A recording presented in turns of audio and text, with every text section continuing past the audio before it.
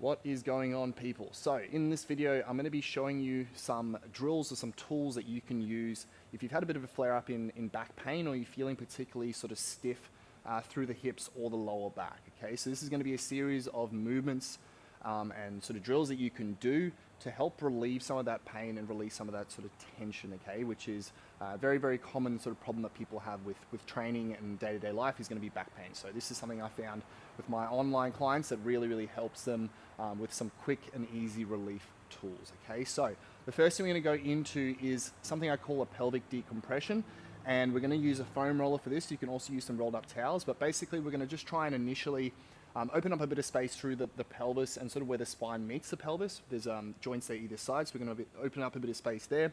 And we're going to use the foam roller, or obviously the towels if you'd like, and we're going to try and find the bone on the side of our pelvis here, okay? It shouldn't be on the side of the hip itself, like the muscle, soft sort of muscly bit. It should be directly on that bone there. And we're going to place the foam roller across like so, okay? To set this up, get into a side lying position, find that bone with the roller, bring our knees and sort of hips into this position, and we can just hang out here for a bit, okay? So again, make sure you are on that bony bit and you're not sort of on the soft side of your hip. Use your arms to sort of support you just to initially find that spot in that position. And then once you feel like you're happy there, we're gonna go and lie onto your side, okay? And then we're just gonna breathe and relax and melt into the roller, okay? If you're doing this correctly, you might feel a bit of pressure obviously on the bone itself just from the foam roller. However, you should feel like a nice sort of opening sensation through the back of the pelvis, maybe the sort of other side of the pelvis as well. Okay, it might be at a bit of discomfort. Shouldn't be painful. You're just going to breathe and relax into this again with every out breath, trying to sort of sink and melt more into the roller. Okay, the next drill is called Rockback breathing, and we're going to use this drill to open up space basically through the entire back. So we're going to work on opening up space through the upper back and also the lower region of the back, okay? So to set this position up, we're going to go into all fours. We're going to sit back towards our heels as far as we can. If you need to, you can place a foam roller between your Achilles and your hamstrings, or sort of like top bottom of the glute. Just if you can't sort of sit back comfortably without any pain in the knees or lower body. Okay, so we're going to sit back as far as you can. We're going to get onto our elbows. Okay, then we're going to think about reaching our upper back up towards the ceiling. We're not trying to like over round here. We're just trying to reach our upper back a little bit, okay? Looking between our wrists, okay? And then what we're going to try and do is staying really relaxed in this position. We're just going to breathe into our upper back. Long exhale. Again, staying pretty relaxed, okay? If you want to, you can sit sort of completely on your heels if that's all right on your back, okay? And you can sort of bring your elbows to follow you a little bit. Same thing, reaching up towards the ceiling with the upper back, looking between the wrists. Big, deep breath in, should hopefully feel some expansion through the upper back. Long breath out. We're then gonna go through this for about 8 to 10 breaths, so around 45 seconds to a minute. Okay, next is going to be our camel. Now, we've opened up space through the pelvis itself, and then also got a bit of breathing, bit of air, and a bit of expansion through the whole back, okay? So we're going to use now something a bit more dynamic in the camel, or cat-cow, depending on what you call it, okay? To try and get that spine moving and allow those segments to sort of move together, okay? So all fours position like so, hands underneath shoulders, knees underneath hips, okay? We want to start by reaching a little bit like our upper back, like we did before, to the ceiling, okay, allowing their shoulder blades to sort of come around a little bit, okay. Then we're going to start just at the lower back. We're going to keep our upper back rounded. We're not going to sort of allow ourselves to sink quite yet. We're just going to really allow that lower back to arch just by itself as much as we can get without sort of the upper back coming with it. And then we're going to tuck under, okay. I'm going to go through reps like that initially just to see how that feels, okay. Eventually we can start to increase the range of motion as we go, okay, and allowing everything to sort of move together. We want this to be really controlled and relaxed. We don't want to sort of be having any too much tension through our body as we go through this, okay? Now, once we feel pretty comfortable moving into both of those positions there, we can start to do what is called an offset camel. What that looks like is I'm going to keep my left hand and left knee where it is. We're just going to bring my right knee up and my right hand down a little bit, which is going to cause a little bit of like a side bend to the right in this case, and a bit of rotation as well, just naturally, okay?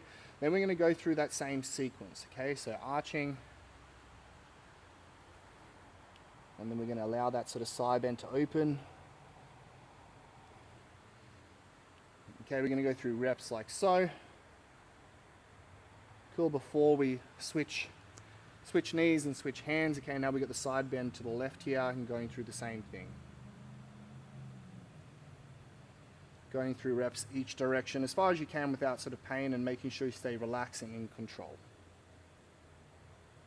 So now we're going to move on to some drills that open up the hips more, okay? So we've done a lot of work through the back itself and the pelvis. Now we're going to go more directly into the hips, because the lower back and hips are going to be quite connected, as in if you have less range of motion or limited range of motion through your hips, then your lower back is going to try and compensate for that. So it makes sense to attack the hips as well, okay? So to open up the back of the hips, the sort of more so the glutes, we're going to use this modified pigeon stretch, okay? So we don't want to sort of go and jam ourselves into something like this quite yet. We're going to do a modified version of it, which is going to feel slightly different, okay? So what we're going to do is we're going to stretch my left hip in this case. We're going to get into the all fours, okay? Again, having something soft underneath our knees.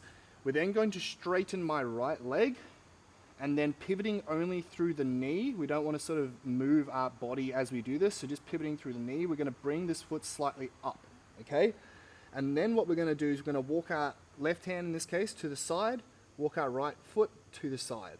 Keeping ourselves square, we don't want to be sort of turned away, keeping ourselves sort of square.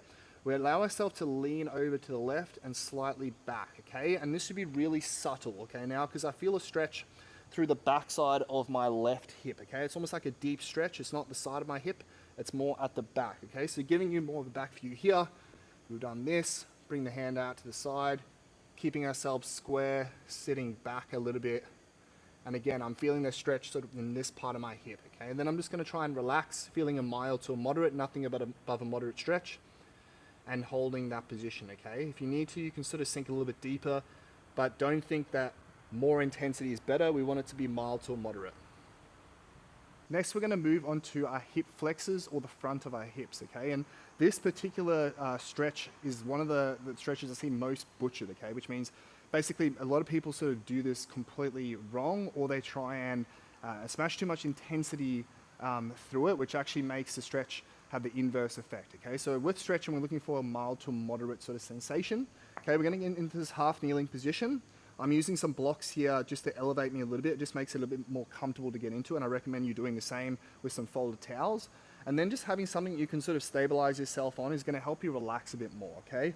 So you want to bring this front foot at around 90 with this knee. You want to be comfortably on this bottom side knee here, okay? And then what we want to do is we don't want to sort of do this motion.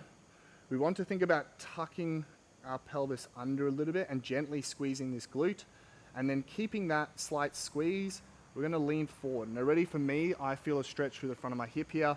It's a more of a nice stretch than really, really intense and like almost muscle stretching, okay? And that's what we're looking for here, okay? So keeping that slight tuck, slight lean forward, combining that with our breathing. Trying to focus on full inhales, full long exhales. Lastly, we want to do something a bit more dynamic through the hips now we've freed up that range of motion. And I like the 90-90 hip transitions for this, where we're able to lean back a bit as we start, just to allow ourselves to experience this movement a bit easier. And then sort of as we get more mobility and more comfortable with this, we can start to lean forward, okay? So to sort of help you understand that, if I lean back more and sort of go side to side here, it's a little bit easier for me to sort of get into each position as I'm more leant back. Okay, if I want to make it a bit harder, I can lean slightly forward, keeping the support, and then stay leant forward as I go, okay? And we want to add a little bit more of a stretch as we go, so we're rotating through the upper body, allowing my chest to go over the front side knee leg, and then going back and forth in this fashion, okay? Trying to not sort of round too much. We'll get a little bit of rounding through the back, but we're mainly trying to get some movement through the hips and not much through the lower back.